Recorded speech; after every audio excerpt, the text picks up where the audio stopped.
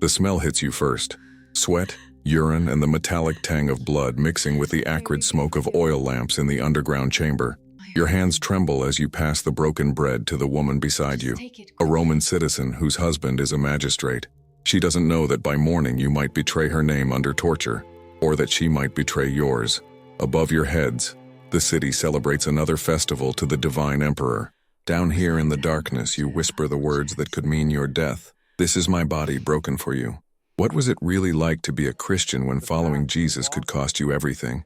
How did ordinary people, merchants, slaves, mothers, soldiers, maintain their faith when the most powerful empire on earth demanded they renounce it? Why did Rome, famously tolerant of hundreds of foreign gods, single out Christians for such systematic, relentless persecution? And what transformed these hunted believers from a handful of frightened disciples into a movement that would ultimately outlast their persecutors? We imagine the early Christians as heroes in an epic drama, gladiators of faith, singing hymns as lions charged. But the reality was far more complex, far more human, and infinitely more costly. The persecution wasn't constant spectacle.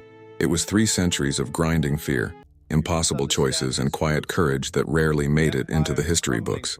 Stay until the end, because what you'll discover about these forgotten believers will challenge everything you thought you knew about what it means to follow Christ when the world demands you bow.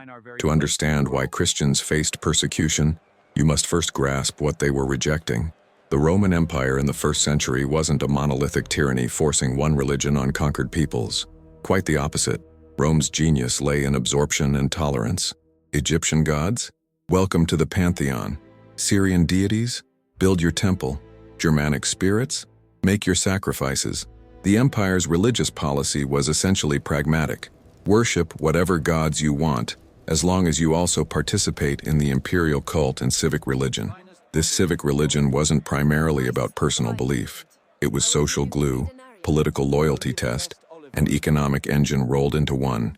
When you offered incense to the emperor's genius, his divine spirit, you weren't necessarily claiming he was a god in the way Jupiter was. You were demonstrating your loyalty to the social order, your participation in the community, your commitment to the empire's prosperity. Refusing to do so wasn't seen as a private religious choice. It was perceived as treason, antisocial behavior, and atheism all at once. The word atheism is critical here. To Roman minds, Christians were atheists, not because they believed in nothing, but because they refused to honor the gods everyone knew existed. The gods weren't abstract theological concepts. They were woven into every aspect of daily life. You couldn't buy meat in the market without encountering food sacrificed to idols. You couldn't conduct business without invoking divine witnesses. You couldn't participate in your trade guild's monthly dinner without the ritual offering that opened the meal. The city's festivals, which provided free food and entertainment to the poor, were fundamentally religious events. Archaeological evidence from Pompeii, frozen in time by Vesuvius in 79 AD, shows us the reality. In the bakery, a small shrine to the household gods. In the tavern, images of Bacchus. In the brothel, protective deities.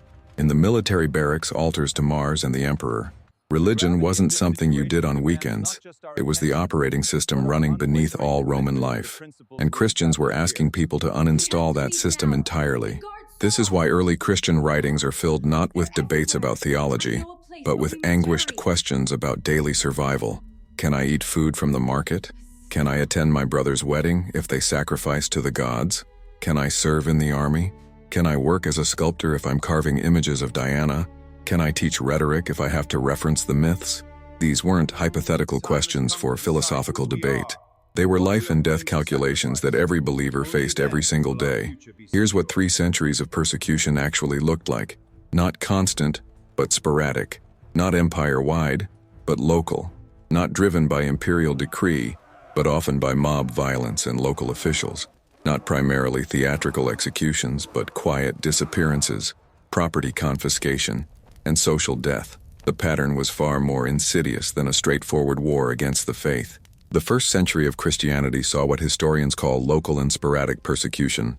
Nero's persecution in 64 AD, following Rome's Great Fire, was vicious, but geographically limited to Rome itself. Tacitus, the Roman historian, tells us that Christians were covered in animal skins and torn apart by dogs.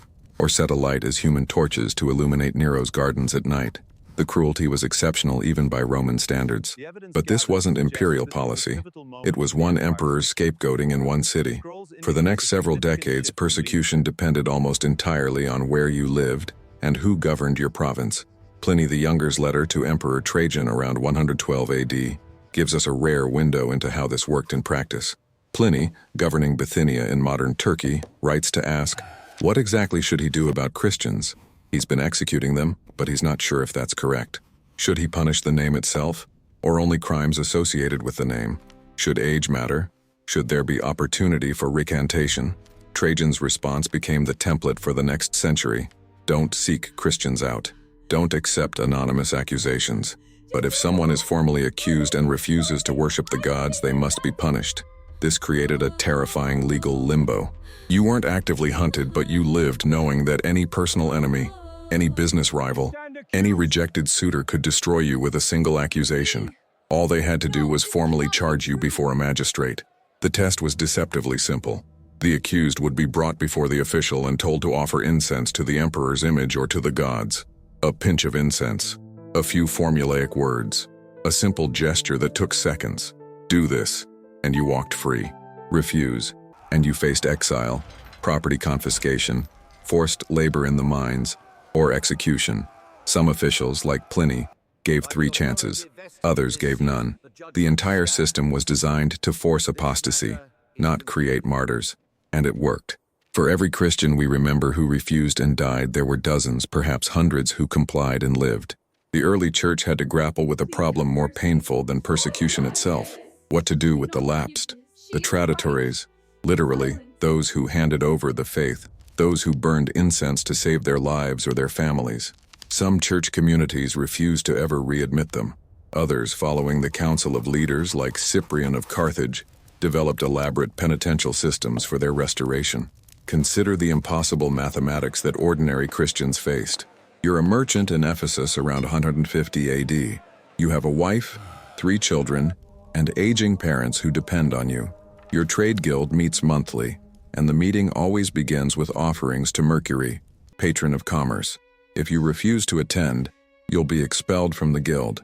If you're expelled, you can't legally conduct your trade. If you can't work, your family starves. What do? Some Christians simply left their trades entirely, accepting poverty rather than compromise. Others attended guild meetings but refused the religious portions, enduring mockery and suspicion. Still others developed elaborate rationalizations. The gods don't exist, so the offerings mean nothing. I'm just going through motions to survive. God understands the pressure I'm under. The epistles of the apostles and later church fathers return again and again to these scenarios because they represented the daily crucible of Christian existence. Or you're a soldier stationed on Hadrian's Wall around 200 AD. The military calendar is packed with religious obligations, sacrifices before battle, festivals honoring Mars, ceremonies for the emperor's birthday. Military pay comes with the expectation of participating in these rituals. Your entire social world, your comrades, your superiors, your future prospects, depends on conformity. But you've heard the gospel from another soldier, and something in you believes. The Passion of Marcellus, written around 298 AD, tells of a centurion who, during a celebration of the emperor's birthday, threw down his soldier's belt and vine-wood staff, symbols of his rank, declaring he could no longer serve as a soldier for mortal emperors because he served Christ. He was executed. But how many other soldier Christians quietly participated in the ceremonies, wrestling with their consciences, hoping God would forgive the compromise they felt forced to make? The sources are silent about them, but they must have vastly outnumbered the martyrs. The archaeological record hints at their existence. In Roman military sites across the empire, researchers have found small Christian symbols scratched onto walls, hidden in personal effects, worked into jewelry that could be concealed. These weren't the bold declarations of people ready to die. They were the secret signs of people trying to survive, maintaining their faith while navigating a system designed to make that faith impossible. The 3rd century brought a change in the nature and intensity of persecution. It wasn't random anymore. In 250 AD, Emperor Decius issued the first empire-wide edict specifically targeting Christians. Every person in the empire had to appear before officials and make a sacrifice to the gods. Those who complied received a certificate, a libellus, proving their loyalty. Those who refused faced imprisonment, torture, and death. We have surviving examples of these certificates, discovered in the Egyptian desert where the dry climate preserved papyrus. They're bureaucratic, formulaic, to the commission of the village of Alexander's Island. From name, aged number, scar on right eyebrow. I have always sacrificed to the gods, and now in your presence, in accordance with the edict, I have made sacrifice and poured libations and tasted the offerings, and I request you to certify this. Farewell. Signed, dated, witnessed. A few seconds of religious theater, immortalized on papyrus. That meant the difference between life and death. The Decian persecution lasted only about 2 years, but it devastated Christian communities. Many believers complied, either genuinely sacrificing, or if they had money, bribing officials for certificates without actually performing the ritual. When the persecution ended and those who had sacrificed sought to return to the church, it created the first major schism in Christian history. Rigorous groups like the Novatianists insisted that those who had denied Christ even once could never be restored. Mainstream communities, following bishops like Cyprian, argued for mercy combined with penance. The Decian persecution revealed something crucial. The church wasn't primarily composed of heroic martyrs ready to die. It was made up of ordinary people who were terrified, conflicted, and trying to protect their families. The sources from this period overflow with anguish. Cyprian writes letters to the confessors, those imprisoned and tortured but not yet executed, begging them not to lord their courage over the lapsed. Bishops wrestle with whether someone who paid for a fake certificate committed the same sin as someone who actually sacrificed. Families are divided between those who held firm and those who compromised. But there was a bigger problem. In 257 AD, Emperor Valerian launched another systematic persecution, this time targeting Christian leadership specifically. Bishops, presbyters, and deacons were ordered to sacrifice or face immediate execution. Christian property was confiscated. Christians were banned from assembling or accessing their cemeteries. The strategy was decapitation. Remove the leaders and the movement would collapse. It failed. When Bishop Cyprian of Carthage was executed in 258 AD, the Christian community didn't disintegrate. It grew. The pattern repeated across the empire. Martyred bishops became rallying points, not endings. Their deaths were meticulously documented by their communities, creating a new genre of Christian literature, the Martyr Acts. These accounts served multiple purposes. They honored the fallen, they provided encouragement to wavering believers, and they demonstrated to pagans that Christians possessed something worth dying for. The Great Persecution, beginning in 303 AD under Diocletian, was the last and most systematic attempt to eliminate Christianity. 4 successive edicts escalated the pressure.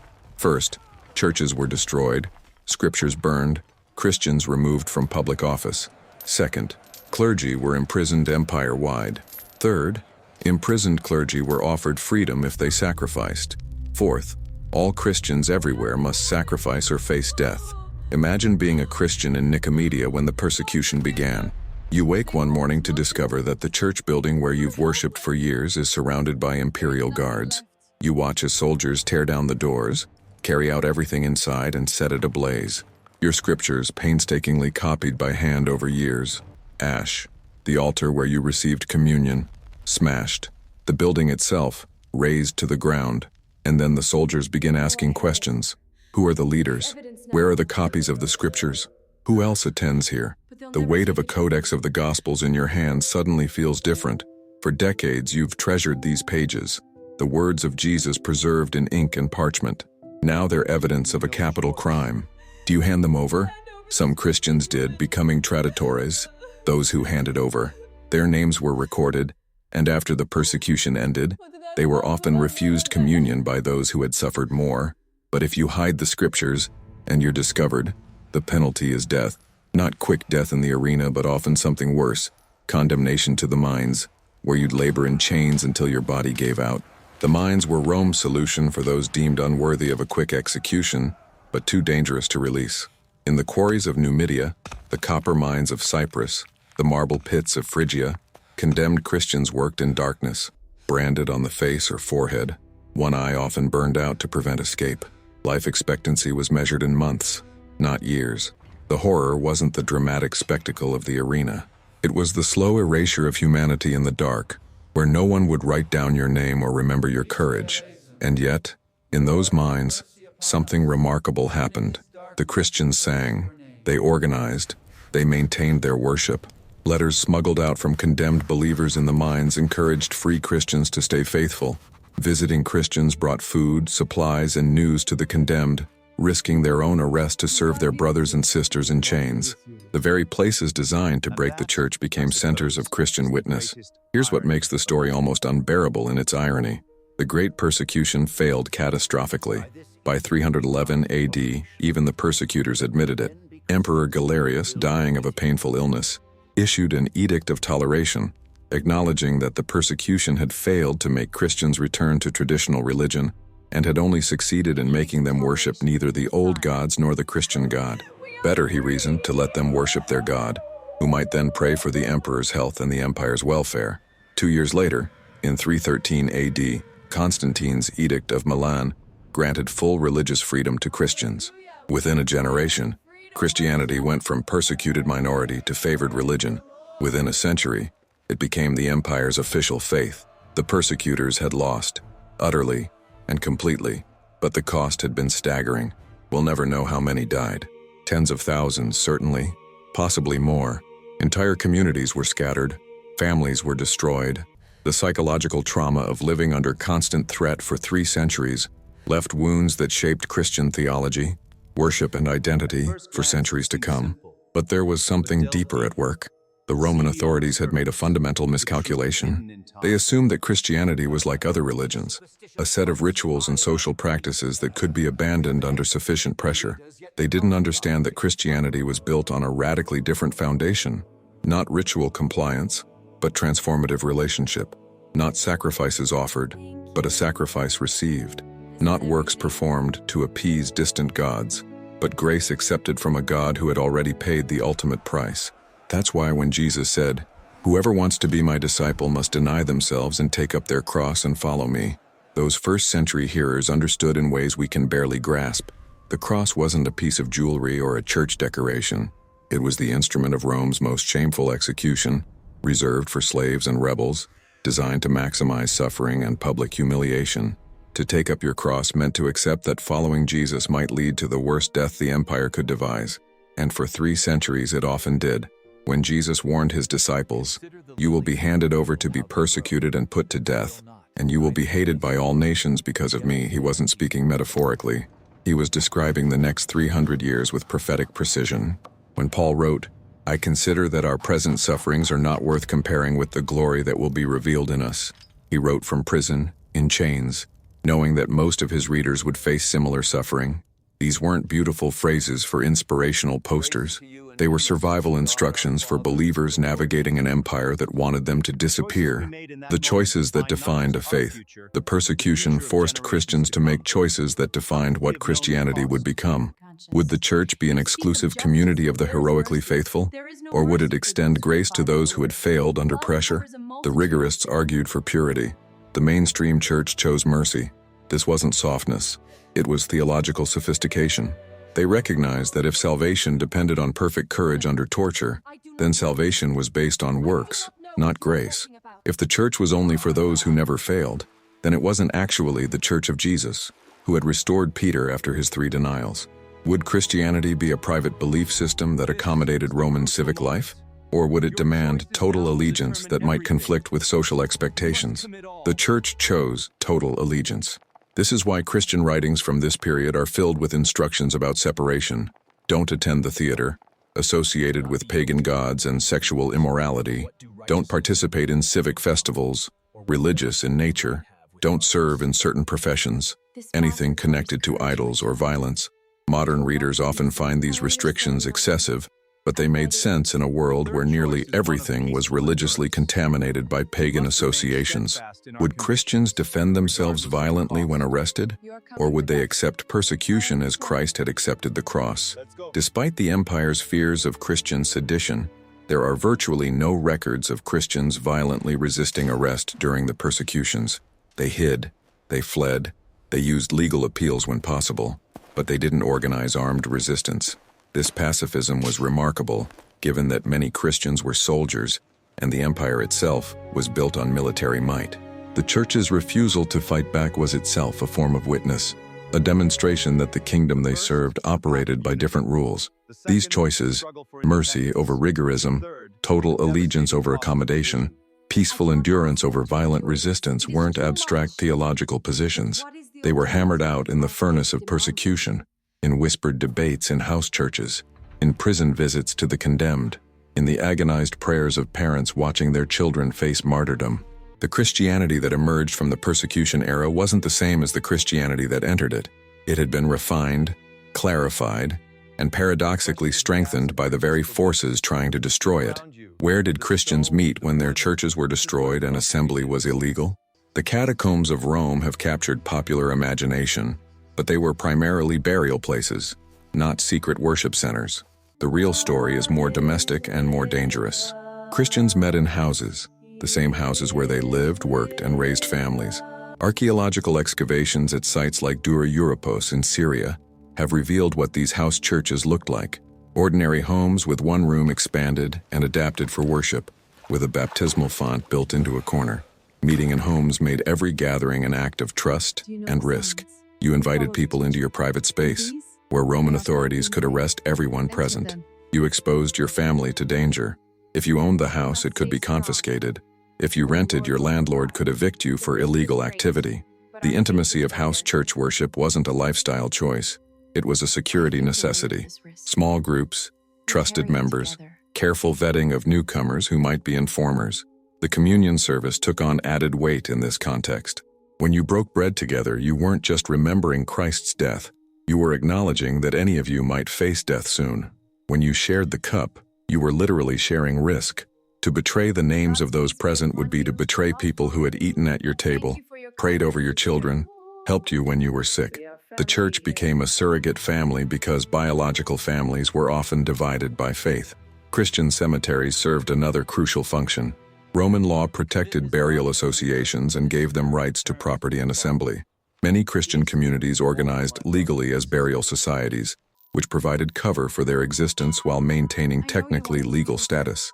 When Valerian's persecution banned Christians from accessing their cemeteries, it wasn't just about mourning the dead. It was about eliminating one of the few legal spaces where Christians could gather. The historical sources preserve the names of famous martyrs: Polycarp, Perpetua, Felicity, Justin, Lawrence, but they're silent about the thousands whose courage left no written record. The slave woman who refused to sacrifice and was simply disappeared by her master, with no trial and no witness. The child separated from Christian parents and raised pagan by the state. The pregnant woman who miscarried from torture-induced stress. The elderly believer who died in prison waiting for a trial that never came. The merchant whose business was destroyed, who ended up destitute and forgotten. We should be honest. Persecution didn't just create martyrs. It created apostates, broken people, traumatized survivors, and scattered families. It created widows and orphans. It created Christians who lived with guilt for the rest of their lives because they had compromised and survived while others had refused and died. The church's pastoral letters from this era overflow with attempts to help people process this trauma. How do I live with the memory of denying Christ? How do I trust again after someone I trusted betrayed me to authorities? How do I explain to my children why God didn't protect their mother? The physical scars of persecution marked survivors visibly. Many Christians who had endured torture carried permanent disabilities, broken limbs that had healed crooked, burn scars, blindness from having eyes gouged out, lameness from tendon damage.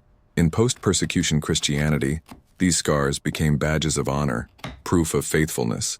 But while persecution raged, they were simply the price of following Jesus in an empire that demanded conformity.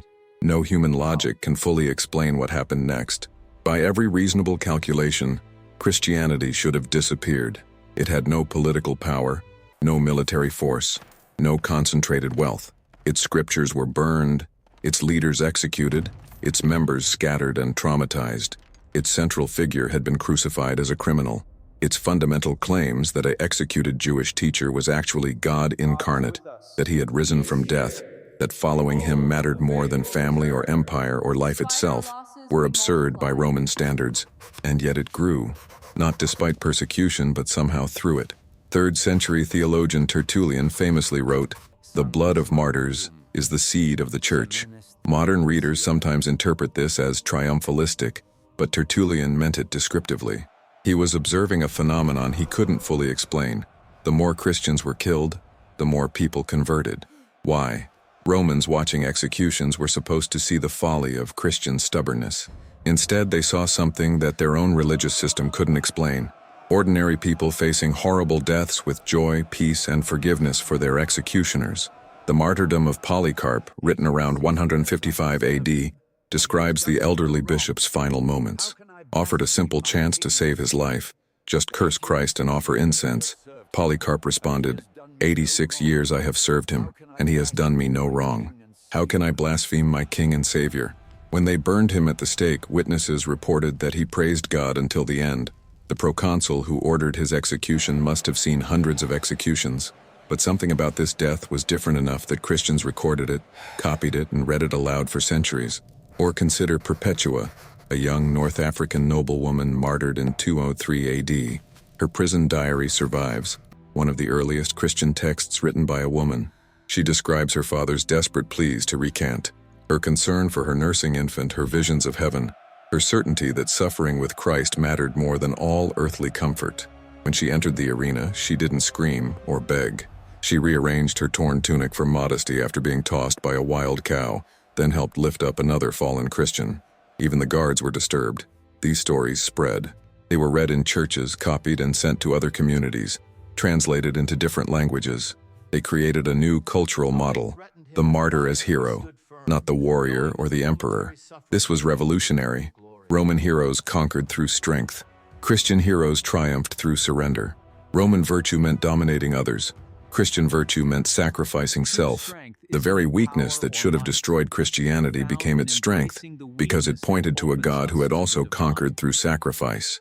When we observe these 3 centuries of persecution, we realize that what we call church was forged in circumstances most of us can barely imagine. The prayers we pray, the creeds we confess, the structures of Christian worship, all were shaped by generations of believers who had to decide, again and again, whether Christ was worth dying for. When we say, I believe in one Lord Jesus Christ, we're using words that Christians first formulated while their friends were being executed for believing those same words. The persecution taught the church that it couldn't rely on political power, cultural acceptance, or social respectability. For 3 centuries, it had none of those things and survived anyway. This created a theological understanding that has served Christianity ever since. The church doesn't need the empire's approval to be the church. Its authority comes from Christ, not Caesar.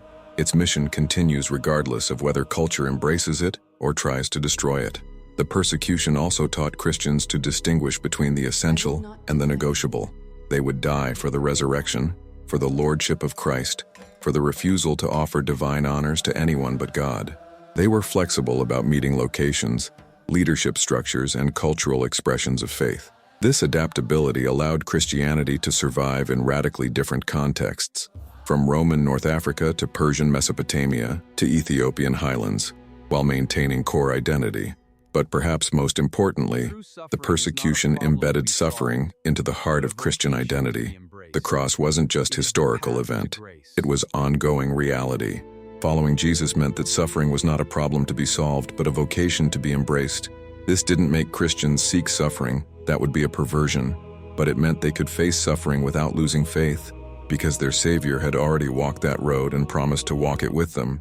The same God who gave a slave woman courage to face lions in Carthage gives courage to persecuted believers in hostile nations today. The same God who comforted parents watching their children die for faith comforts parents today facing different but real losses. The same God who sustained prisoners in dark mines sustains people in different kinds of darkness now. The persecuted church wasn't spiritually superior to us, they were ordinary people who discovered that God's grace is sufficient even for the worst the world can do. And this is where the historical documentary becomes personal. Most people watching this will never face Roman persecution, but all of us face the choice those early Christians faced. Will we compromise faith for comfort? Will we value Christ above social acceptance? Will we maintain integrity when it costs something real? The specific pressures differ, but the fundamental question remains. What is Jesus actually worth to you? The persecuted church answers, He's worth everything.